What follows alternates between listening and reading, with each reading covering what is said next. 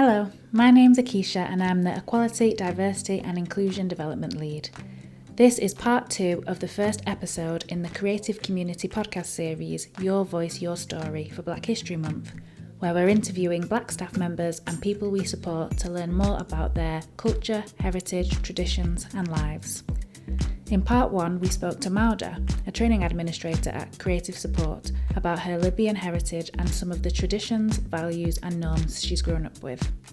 In part 2, she shares more about her heritage, music and language. We hope you enjoy. When people ask me about my heritage and, anything like that, it's very interesting because I know that I am seen as Black or mixed heritage in the UK, but then when you look abroad, if you're like Maori or like Pacific Islander in New Zealand, you're also considered Black. If you're like the one in America, you're also considered Black. Some places in Africa, there's like such a range in people's shades, similar to Libya, where it's like you do have a Black like a Black native population, and it's just very interesting to look at because I feel like the more you read and look into things and sort of talk to different people, there never really seems to be one answer. There never really seems to be one benchmark of what is Black, what is this, how to describe people's races. And I feel like I still don't know how to describe my own race. Definitely, in Libya, people look so vastly different to each other, and they're all still Libyan. But yeah, I feel like it's been a very interesting journey to contextualise the way that I think of myself. I think especially for me, because my parents looked quite different from each other, me and my siblings have quite a range of how we look. So my brother, I find this funny, and he also finds it funny, so I think it's fine. But when he was in sixth form, he looks exactly like, the comedian Richard Ayoade? Yes. He looks exactly like him. People ask him on the street for autographs, and he's like, I am not this man. But literally, so, we can all imagine what this guy looks like, or what my brother also looks like. And there was this girl that he knew at sixth form, and every day for 2 years, she'd come up to him and be like, are you Jamaican? And he'd be like, I am not Jamaican. He'd be like, I am not Jamaican. I am Libyan, I'm not Jamaican. She'd be like, no, I don't believe you. Wow. Every single day for 2 years. And then I think he finally just went, yeah, you got me, I'm Jamaican. And she went, yes, I knew it. And then he just gave up. He was like, yeah, have it, fine. So I think it's very interesting that we don't even all have the same, experiences. And I think it's the same with a lot of people that are mixed heritage. You might have family that you look nothing alike, and it definitely changes. Nobody has the same life experience as one other person, but obviously there's still things that you can relate to with people. But I think it definitely shapes you to be oh, nobody's going to experience what I'm going to experience like I am. And I guess in a way that's the essence of Black History Month. It's coming together of Black people and people from all over the world on our shared commonalities, but also recognising that we're so different. We have definitely so many different experiences and traditions and histories and cultures and things. Yeah, I think that's you mentioned earlier when we were talking about how you describe your race and how others describe your race, about how your dad would describe his race. And how that would differ when he came over to the UK. Yeah, definitely. I think there's loads of pictures of my dad from when he was younger, and it's literally imagine Libya in the 70s. It's a beach, because where my parents are from, it's the capital city and it's on the coast. So it's the beach and it's the main city, and then you get further down and it becomes more and more desert-like. But there's this picture of him and my uncles, and they're all stood around this it's a 1972 cherry red Mercedes. They've all got flared jeans on, they've all got afros, and they all look I would say pretty dark, right? They all look all of them would be classed as Black in the UK. And you look at those pictures and you just think, it really just does depend where you are. Do you know what I mean? The way that people read you, it really depends on where you are. Because all of my uncles and my dad in this picture, they're oh yeah, that was the fashion to have an afro. I'm you can't just have an afro. You have to have the hair texture. What do you mean it's the fashion to have you can't just magic out an afro. And he was yeah, I used to wear my hair like that because people thought it was cool. And I was yeah, but your hair's still afro. What are you talking about? But I think literally his whole life was just well, I just am Libyan or I am Arab, and he didn't really care about the fact that he changed locations and that his identity might have been perceived differently. Like, and I think especially when English is your second language, or you move here as an immigrant, the immigrant thing like takes over. But I think definitely for a lot of people, you know, there's no like difference. Do you know what I mean? You know, it's like, well, if I was from Poland or if I was from the Middle East, like I'm still seen as an immigrant. Okay. Yeah. And so it's like, okay, so I'm been identified now as an immigrant, but why do I need to update what I think of myself in terms of my race? It's like when people already see me as being an immigrant, why does it even, like, why does anybody care? Like, I think that's definitely like his, like, or like was his point of view. Yeah. So I think it was definitely interesting compared to my mum, who definitely changed like the way that she saw herself and like other people and what she thought was beautiful.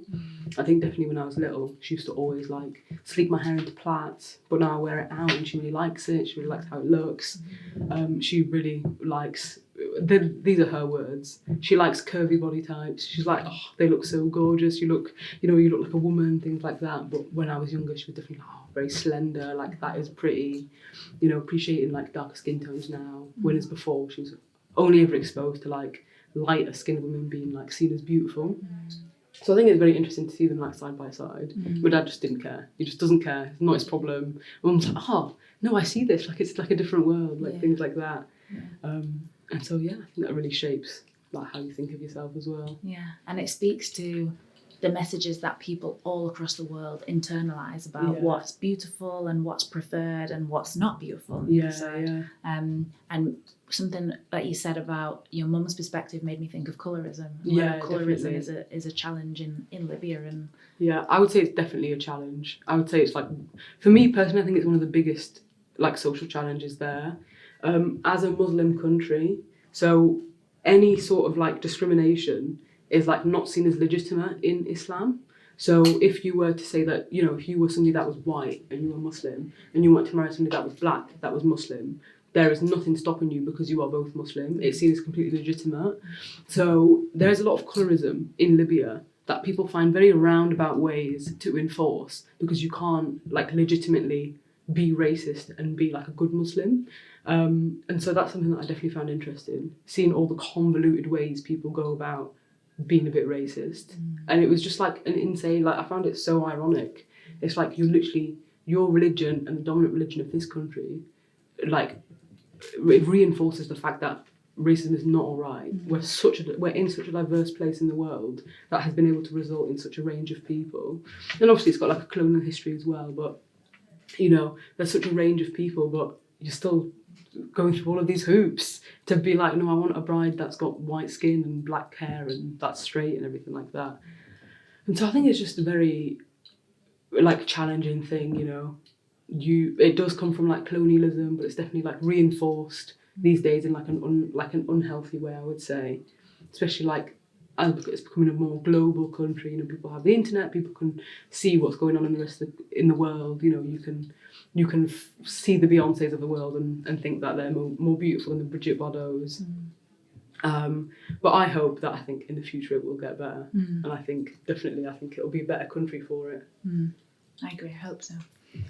Have you been to Libya before? I have actually never been. Yeah. I think we are planning on going. Nice. But when I was younger, it wasn't really feasible for my parents. My dad was studying and, you know, working, and you've got 6 kids. It's also very expensive. Yeah. Like the flights alone are like 800 quid. And then if you've got 6 kids and then yourself, like it's a fortune. Yeah. They're like, well, we could feed our kids or we could get on this flight. It didn't really make sense. But my dad did go back a couple of years ago. He went and saw his mum because he hadn't seen her since they moved. So he hadn't seen her in 30 years. Wow. Yeah, I think she was ill at the time, so it just made sense. But he didn't go for long, and he actually went and met them in Tunisia because the situation in Libya has been unstable for quite a long time. It's like on the red, they do not advise you to go. They're like, unless you actually have to go or you're from there, like do not get on a plane, do not go to Libya. But lots of people go back with like Libyan heritage. Yeah. And it's amazing that you've stayed so connected to your culture and to your heritage, and that you obviously love it and are so passionate about it. Yeah. Do you have any favourite things or anything in particular that you love about being Libyan? Oh, I think the absolute, like, there's some absolutely amazing phrases.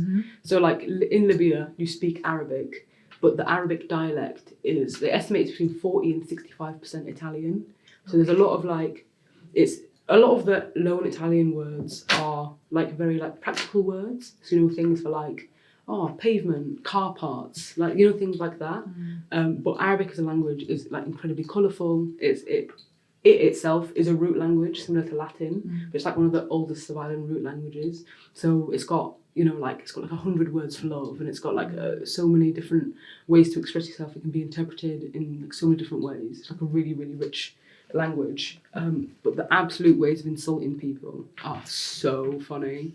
Like everything is so dramatic. Like one that my mum loves is that like if somebody's like irritated you or something's not going your way, you're like, you have made my days black. Like my days are black. You know, like as in like shrouded in grief. Yeah. And it's like, oh my god, it's so extreme. So visual. Yeah, you're like dropping an egg and she's like, my days are black. And it's like, calm down. Like why are we so emotive about this right now? You know, there's no need for this. Or something that I heard somebody's. I also love being able to overhear people speak Arabic and they don't think that I can understand them. Because I was in the park recently, and this guy, he was there with like two of his friends, and one of his friends was like riding around on this bike, and he wouldn't get off the bike and sit and chat to them. So he went, okay, like in Arabic, he said, you need to get off this bike because you're riding it so much, even the grass is crying. And that just absolutely sent me so much, so dramatic. Like so unnecessary. It's like you're even making the grass cry. Or like loads of phrases, you know. Like there's so many crude words. I just love it. Super expressive. Yeah, like you said, so super expressive, colourful, super so visual. Expressive. Yeah. I love that. Yeah, definitely. And then it's nice as well when you can speak to people that also speak Arabic and they can understand like just these wild like sayings. Like there's another one that I love that my mum also loves. She loves to crank out the sayings, right? And then you know when you get like really vexed, you get really irritated. It's only like 3 words in Arabic, but it's basically the equivalent of being like, I'm gonna rip the rags off of my body. It's like, you know, your clothes are like rags. She's like, I'm gonna turn my clothes into rags because you're like irritating me so much. Oh, this is too much. This is too much. I just forgot my homework. You need to bring me my lunchbox. Like, you don't need to rip your rags off. Like, just calm down. Oh, I love that.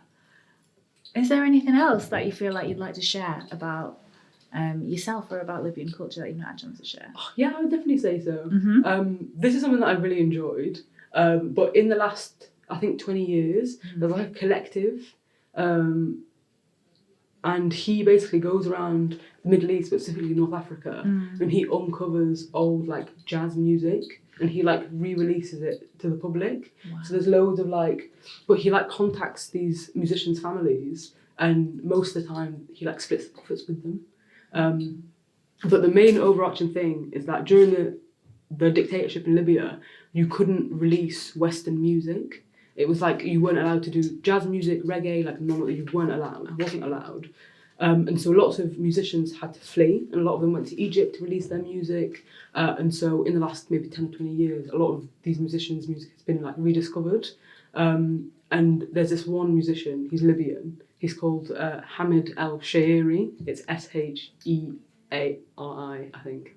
And he makes, I would say, like jazz music, like Libyan jazz or like experimental, and he's absolutely amazing. And it's literally that, like, you wouldn't have ever discovered it if it wasn't for one person like going out of their way to uncover it.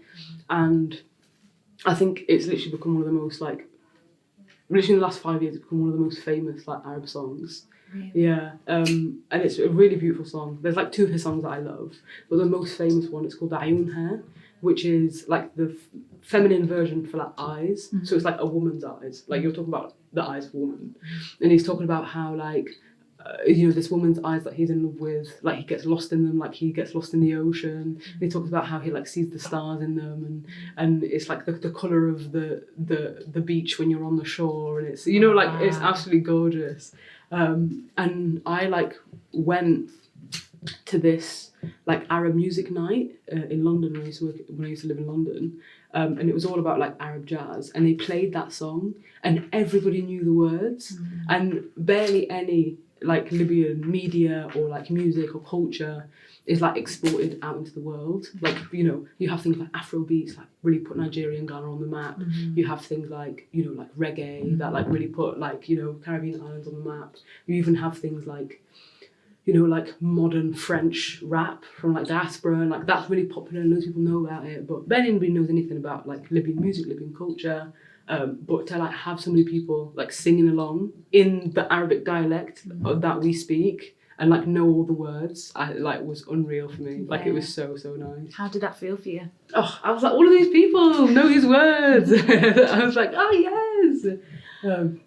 And to be honest, between like dialects from different Arabic countries, especially in North Africa, it can vary so much. Like there are some words people will use, I'm like, I don't even know what that is, never heard it before in my life, like couldn't understand what they're saying.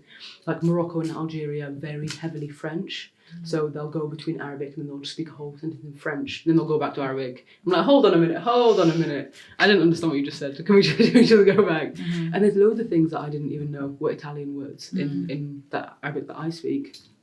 And so it was crazy hearing people use a word that I know that they don't use. Yeah. You know, they've like taken the time, they like know these lyrics, or they've listened to it so much that they know the lyrics now. Yeah. And I think it was really nice. Wow. That's the power of music and creation, even during times of struggle and during times of difficulty. Yeah. And it's amazing that still managed to find light and to get out. Yeah. And obviously me sat in my little bedroom in Manchester listening to my Libyan funk, my Libyan jazz. And it's not anything that my parents really listened to because it wasn't allowed. I mean, you could have found it, but it would have gotten you in a lot of trouble. But there's a lot of like one of the most famous like Arab speaking singers. She's this singer called Kulthum.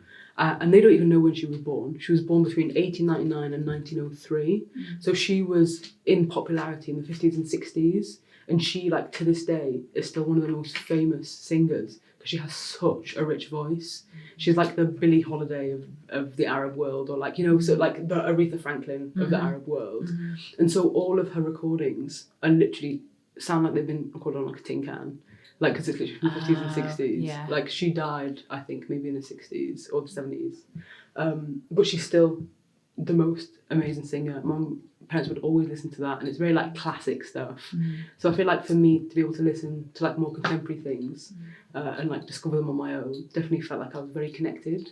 It's like, okay, this is mine, you know, I found this on my own. It's not because my mum showed it to me or anything like that. And it kind of, it's nice to feel like you are connected, like independently to your culture, and not that it's like obviously with people who live abroad from maybe where their heritage is, can be a bit hard. You know, you've disconnected from your family, you disconnected from your culture, you know, food, language, all of these things. But it was nice to connect to that through music and have something that was mine. Nice. Find your own personal sense of belonging. Yeah, definitely. Nice. Thank you very much. No, it was my pleasure. I've really, really enjoyed recording this and listening. I've learned so much from this. So thank you. Is there any more things that you'd like to share? No, I think I'd probably recommend just listening to some Arab funk. I would say some Libyan jazz. I think the distributor, they're called Habibi Funk. So it's Habibi and then funk. And Habibi in Arabic means like my love. It's like a very common word. It's actually it's been like officially recognised as part of London Metropolitan English. Oh wow. Yeah. So it's like we've really integrated the culture. So I would recommend, you know, giving it a little listen, maybe cooking to, you know, doing your cleaning, getting to know it a little bit. And I'd like to, you know, hear people's thoughts, see if they like it. Nice. I'm definitely going to give that a listen. Yeah. I will give that a listen and I'll let you know how I found it. No, I'm glad to hear it. Thank you so much. No, thank you for having me. And I'll see you soon. I'll see you soon. Thank you. Thank you for listening to this episode of Your Voice, Your Story. This podcast was produced by the marketing team. Stay tuned for further episodes showcasing the experiences and cultures of Black staff members and people we support.